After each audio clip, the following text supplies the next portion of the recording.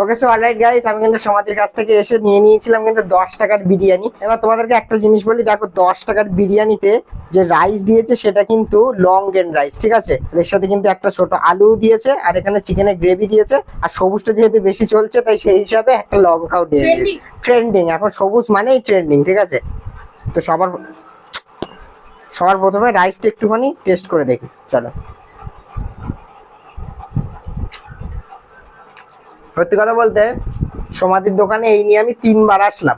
প্রথমবার এসেছি বন্ধ ছিল, দ্বিতীয়বার এসেছিও বন্ধ, এইবার এসে খোলা পেয়েছি। বাট ফার্স্ট টাইম খেলাম, আমি ফুল স্যাটিসফাইড। আমি জানি না আগে কেমন ছিল, বাট এখনকার কোয়ালিটি আমি বলবো ভাই টপ লেভেল। তোমরা নর্মাল দোকানে খেয়েছো হয়তো 80 টাকা, 90 টাকা, 100 টাকার বিরিয়ানি, তার সাথে তোমরা যদি এটা কম্পিটিশন করো তাহলে আমি বলবো এইটা বেস্ট। তার মানে বুঝে রাখো যে কেমন টেস্ট হয়েছে। আলুটা বলবো, এদিকে দেখো ছোট একটা আলু দিয়েছে, বাট ভেঙে যাচ্ছে, দেখতে পাচ্ছ। এর সাথে একটা চিকেনের টুকরোও দিয়েছে। চলো সবকিছু মিশে একবার খাই।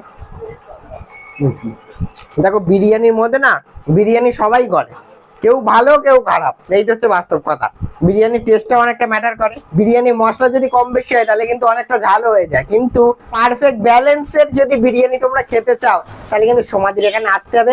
10 টাকায় বাচ্চাদের কথা মাথায় রেখে এই কনসেপ্টটা করেছে, কিন্তু বাচ্চা থেকে বুড়ো সবাই এখানে আসতে পারো, সবাই খেতে পারো। সমাধির দোকানে 10 টাকায় বিরিয়ানি, এটা খেতে গেলে তোমাদের আসতে হবে কোথায়? জগদ্দলে 28 নম্বর রেলগেটের একদমই কিন্তু ডান পাশে পড়ে যাবে সমাধির দোকান। তাছাড়া আমি গুগল ম্যাপ লিংক তো ভিডিও ডেসক্রিপশন বক্সে দিয়েই রেখেছি, সেই দেখো কিন্তু অবভিয়াসলি তোমরা চলে আসতে পারবে। তো চলো এটা খেয়ে নিই, দেন ব্যাক করছি।